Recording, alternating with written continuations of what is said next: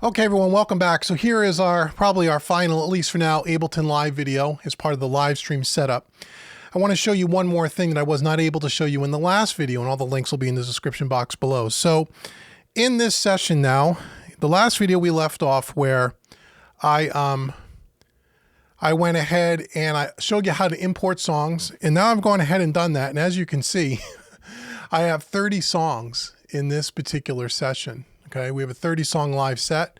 They're all represented at the top here with different colors. You can see all the lines, which are all the markers. At the bottom, you can see all the automation for the tempos. Again, we talked about in the last video. Now, when we ended the last video, one of the things that we said that was going to be a problem for live performance is if that you're playing the song in arrangement view, everything's playing back, it gets to the end of the song, and unless you hit the space bar, it's not going to stop. It's just going to keep rolling into the next song. And when you're performing, you don't want to do that unless you're purposely editing songs together to go from one to the other. But for what we're doing, at least for now, we're not doing that. We're going to play a song, stop, trigger the next song, which I'll show you in the next video, play a song, stop, so on and so forth. So how do we get it to stop on its own? Great question. So I did this on my laptop, but now I'm going to try to recreate this on the desktop. I've only done this once. I'm going to try to get the steps right. So we're going to do a MIDI key command. Okay, so there's a few steps to this.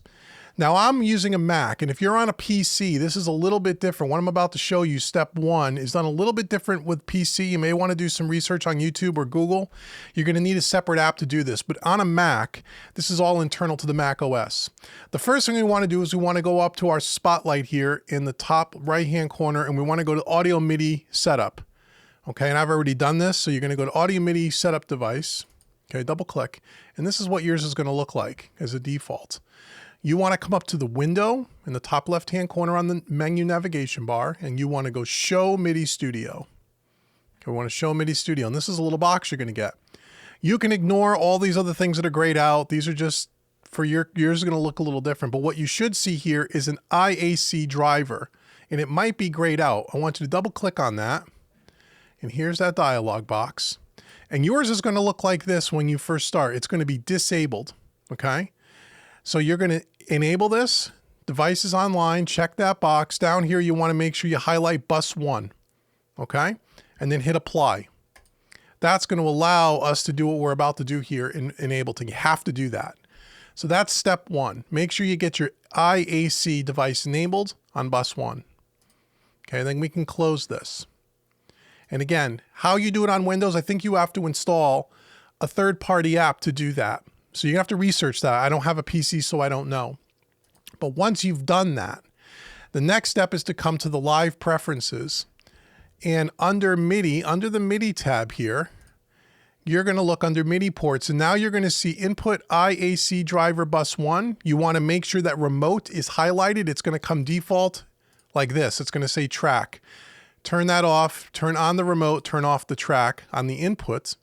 On the output of the IAC driver bus 1, you want to make sure the track is on. Again, it's going to come like this defaulted when you install Ableton. Turn that on. Once you turn those two things on, that's all you need to do, okay, for the setup. Now what we need to do is we need to create a MIDI track where we can give it a command to stop after every song. So we're going to come down to our last track here. My last track here, as you can see, is my lighting, my light cues. Even though that's a MIDI track, you can't put it on that track along with it. I tried that. You have to give it its own separate track. So I'm going to put it underneath my lighting track. So the first thing I'm going to do is highlight this, and I'm going to go up to Create and say Insert MIDI Track. And you're going to see it's down here. It's going to say MIDI. Okay. And I'm just going to Command R. I'm going to rename this. I'm going to call this Stop Track. Okay, and then you can always recolor it if you want. Color it red, why not? Okay, here's our stop track. Now, once you do that, we want to go to the end of the first song. Here's the first song in my set. It's a song by called Tennessee Whiskey. We're going to scan to the end here. We're going to zoom out a little. And I'm going to put my playhead here down on this MIDI track right after the song, in between the first two songs. And I'm actually going to left click, and I'm going to highlight a little bit of a space here. You have to highlight at least one bar here. You just can't put the playhead here. You actually have to highlight this a little. Again, I just make a highlight like that. That's all I do. Now I'm going to do Command Shift and the letter M for Mary. Shift, hold Command, hit M. And that's going to bring up this MIDI window here. Okay. Right here. So now we've created a MIDI block. And now we're going to turn on our pencil tool. So you can either do that with the letter B for boy, or up in the top left-hand corner up here next to the key, you'll see this little pencil. You can turn it on there. And what we're going to do now is we're going to draw a MIDI note in that region that we just created. And that's going to be the note that when the playhead hits that note, it's just going to stop. And I'm going to show you. So what I'm going to do is I'm going to scroll up the piano roll here at the top so we can see the MIDI note. I'm going to put it on note G8. Now you can put it anywhere, but I want to put it towards the top so I can see it in the center of the region. I'll show you. So just click here. And now you can see it here. I can get rid of my pencil. And if you look over here, let me zoom in a little so you can see it. You can see this little black MIDI note that we just created right here, okay? That's why I put it on G8 so I can see it. If you put it down the piano roll, you may not be able to see it unless you really expand the track. Okay, so now that I've done that, I'm going to name this. I'm just going to right click, put my little hand in the red area here. I'm going to right click. I'm going to say rename, and I'm going to call this stop. Okay, so that's our stop. Okay. Now, what we want to do, we can close this down here in the right-hand corner. Okay, so what we want to do now, let me open that so it's more towards the center of the screen for you so you can see it better. Now we're going to put our playhead here before the stop, maybe a couple of bars wherever, over here. And we're going to turn on our MIDI mapping, which is up here in the top right-hand corner. See right up here? I'm going to click up here. Right here, I'm going to turn on MIDI. And you're going to see all the different things that are going to turn purple. Anything that turns purple, you can map MIDI-wise. We're going to map the stop button right up here. Okay, so we're going to click that. There's a little box that goes around the stop button. It's hard to see. I'll try to zoom up in editing. It looks like a little black outline around the box. Okay, once you do that, we're going to come back here with our playhead, and we're going to hit play. We're going to hit the space bar. We're going to let it play over the playhead. And then we're going to turn off the MIDI. Okay? Turn off that MIDI key. So everything, all the purple goes away. Now, if I remember right, when I hit it again, oh, it didn't stop that time for some reason. Why didn't it stop? Oh, I know. I think I know why. Because over here on the output, stop tracks, it needs to be at IAC driver. See that? The output needs to be routed there. I forgot to do that. You can leave it on channel 1. Again, I just did this once. I'm trying to do this by memory. Let's see if the MIDI worked. Nope, I may have to remap it. Okay, hold on. Now that I turned that on, we're going to re-MIDI. We're going to put it around the stop key. Right? Turn this. Hope I did that right. I just did it on my laptop. Oh, it's not working. Why isn't it working? Making a fool out of me on video. Look at this. So I want to make sure, okay, that it's there. Okay.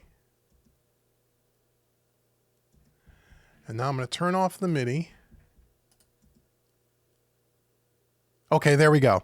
It's a sequential thing in the way you do it. So what you need to do is you need to put first you need to make sure your track says output ICA driver, right? Got to do that. If you don't do that, it won't work. Put your playhead here. You're going to click on the MIDI. You're going to make sure, see now there's a number, you can see the little number above it, number 8, right? You're going to make sure that you click on the stop button. You'll see a little black box around it. Then you're going to turn off the MIDI. And when you play back your stop, it should stop. And it does. Pretty cool, right? Now you can resize this if you want to make it smaller. Okay, now what I do is I take this and I can just left click. I can do Control C or copy it. And I can go to the next song. Let me go to the end of the next song here. My second song. All I have to do is click right between the songs, Control V, and there it is. If I zoom out a little, you can see it. Let me, simulate the playhead passing by, and there we go, and it stops. And that's how you do it. So that is, I believe they call that MIDI mapping, a key here, a MIDI note to tell it to stop. And that's really, really helpful for when you're playing live. So now that that's done, I have my entire set here already built up here on my desktop. Bring it over to my laptop and I'm ready to go ahead and use it. So again, I hope you found this video somewhat helpful. Again, if I find any more tips or techniques or tricks, or as I'm learning Ableton for using backing tracks in a live performance situation, I'll be sure to create some more videos. But I think this is like the 4th video in the series now.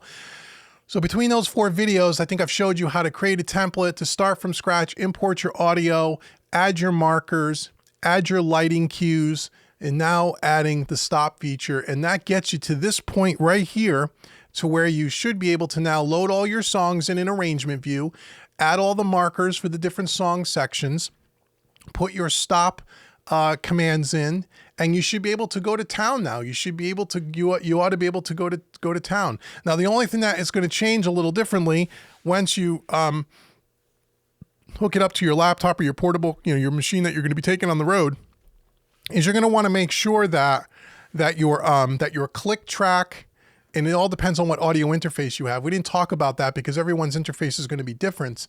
But your count in, your guide track where they say intro 2, 3, 4, that and the click, you're going to want those things, the outputs of those tracks, routed to discrete outputs on your audio interface.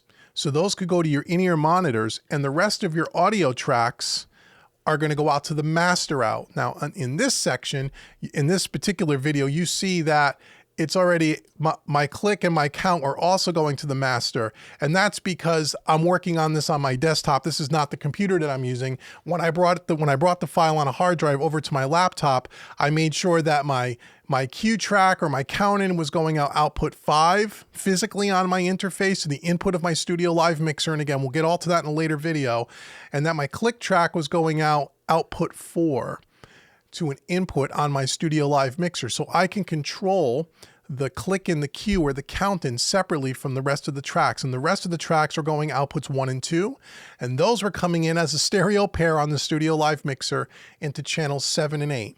So it comes out of Ableton, 1 and 2, the tracks, they go in on channel 7, channel 8 for stereo left, right, all the music. Output 3 is my cue track or the count-in track.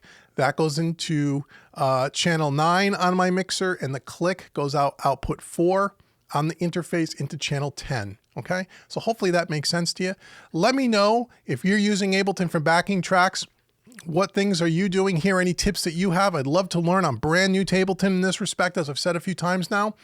Leave comments below. Let me know if this video was helpful to you, or if you want to learn anything else, or if you have any tips and tricks that you can share with myself and the rest of our great community here. This is great for performing musicians, Ableton Live, and I find that it's very, very powerful. And if you have any other questions around this, make sure you leave comments below. Also, if this is your first time here and you have not been to homerecordingmadeeasy.com, go on over there. I want to give you 5 free mixing training courses just for visiting homerecordingmadeeasy.com. And if you also want to learn more about the craft of mixing, you can always check out what I have going on at mixingmadeeasy.net. So thank you so much for joining me, and I will see you in the next video. Take care.